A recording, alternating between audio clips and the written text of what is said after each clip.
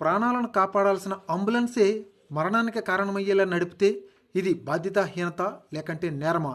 తెలంగాణలో జరిగిన ఈ ఘటన అందరినీ షాక్కు గురిచేస్తుంది. వివరాల్లోకి వెళ్ళి చూసినట్లయితే మనకి తెలంగాణలోని వరంగల్ ప్రాంతంలో ఒక అంబులెన్స్ డ్రైవర్ చేసిన పని పోలీసులనే కాదు ప్రజలందరినీ కూడా తీవ్ర ఆరోగ్యానికైతే గురిచేసింది. సాధారణంగా తనిఖీల్లో భాగంగా పోలీసులు చెకింగ్ చేస్తున్నప్పుడు పోలీసులకు ఆ అంబులెన్స్ డ్రైవరు అకస్మాత్తుగా స్పీడ్ పెంచి పారిపోవడానికైతే ప్రయత్నించాడు. అయితే అంబులెన్స్ కావడంతో మొదట పోలీసులకు అనుమానం పెద్దగా రాలేదు. కానీ వెంటనే అంబులెన్స్ను ఆపించి తనిఖీలు చేశారు. ఇక్కడే షాకింగ్ నిజాలు వెలువడ్డాయి. అంబులెన్స్లో పేషెంట్ లేరు, అందులో ఉన్న ఎవరు కూడా లేరు, ఎమర్జెన్సీ అనేది అస్సలు లేదు. అంతేకాదు డ్రైవర్ను బ్రీత్ ఎనరైజర్తో పరీక్షించగా భారీగా మద్యం సేవించినట్లుగా తేలింది. 226 రీడింగ్ రావడంతో డ్రైవర్ పూర్తిగా మత్తులో ఉన్నాడని పోలీసులు నిర్ధారించారు. దీనిపై పోలీసులు చర్యలు కూడా తీసుకోవడం జరిగింది.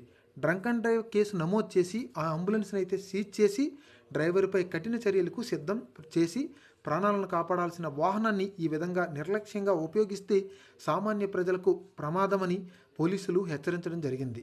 అంబులెన్స్ అంటే దేవుడితో సమానం. కానీ అదే అంబులెన్స్ని మద్యం మత్తులో నడిపితే అది క్షమించరాని నేరమే. ఈ ఘటనపై మీ అభిప్రాయం ఏంటో మా కామెంట్ రూపంలో తెలియజేయండి. ఈ వీడియో నచ్చితే లైక్ చేసి షేర్ చేసి ఈ ఛానల్ని సబ్స్క్రైబ్ చేసుకోండి.